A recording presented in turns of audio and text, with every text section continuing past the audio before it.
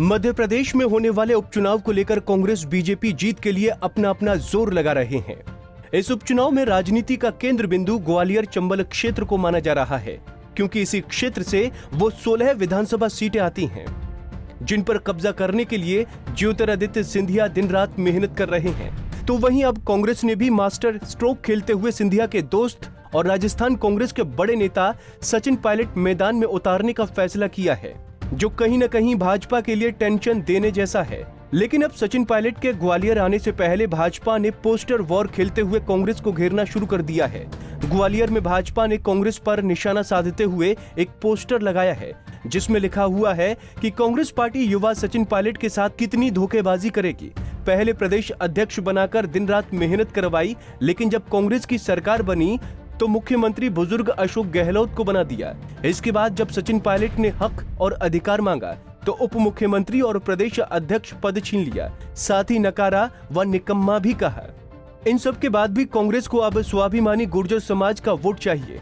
सचिन पायलट को कांग्रेस में बड़ा स्टार प्रचारक माना जाता है, जिसका फायदा कांग्रेस मध्य प्रदेश में होने वाले उपचुनाव में लेना चाहती है। लेकिन राजस्थान कांग्रेस में हाल ही में हुए सियासी उठापटक के बाद भाजपा सचिन पायलट को लेकर लगातार कांग्रेस पर निशाने साध रही है। भाजपा का कहना है कि कांग्रेस ने जिस सामाजिक नेता का अपमान किया, उसे बिका हुआ माल कहा, अब फिर से उसे ही कांग्रेस क्यों इस्तेमाल कर रही है।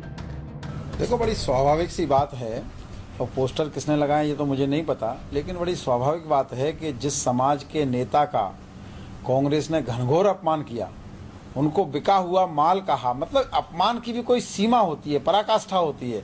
बिका हुआ माल, अगर वो बिका हुआ माल है तो उसका कमाल क्यों देखना चाहते हो? और मुझे पता है कि अगर वो मध्य प्रदेश में आएंगे तो एक स्वाभिमानी नेता हैं, वो जरूर बताएंगे कि उनके पोस्टर को, उनके फोटो को पैरों तले रौंदा गया, उनको अध्यक्ष पद से हटाया गया, उनको उप मुख्यमंत्री नहीं रहने दिया गया, और उनके बारे में राहुल गांधी की कुंठाओं के कारण इस प्रकार की चर्चा की गई जो कोई भी सम्मानजनक व्यक्ति सहन नहीं कर सकता। इसलिए स्वाभाविक रूप से यदि गुर्जर समाज ने ये प्रश्न पूछे हैं तो ये नैसर्गिक केस में मुझे लगता है कुछ भी अचंभे की बात नहीं है।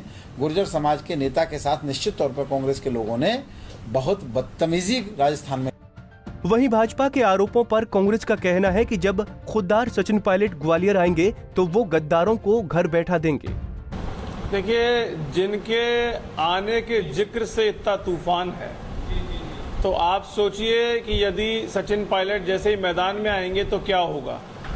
आज इतनी परेशान हैरान भाजपा क्यों है?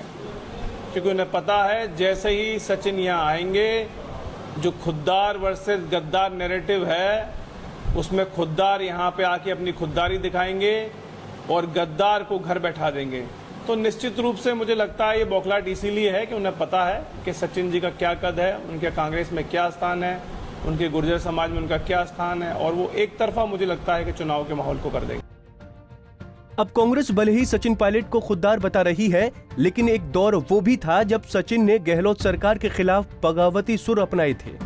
कांग्रेस के ही वरिष्ठ नेताओं ने उन्हें गद्दार कह डाला था। हालांकि ये बात और है कि सचिन पायलट ने वापस कांग्रेस के ही हवाई अड्डे पर लैंड कर लिया, तो अब फिर से सचिन खुददार हो गए, और एक बार फिर इसी खुददार को कांग्रेस चुनाव प्रचार में उतारने का मन बना रही है। लेकिन जो भी हो, अब सचिन पायलट सिंधिया के गढ़ में कैसे हुंकार भरेंगे, ये देखने वाली बात होगी। पंजाब केसरी टीवी के लिए ग्वालियर से अंकुर जैन की रिपोर्ट।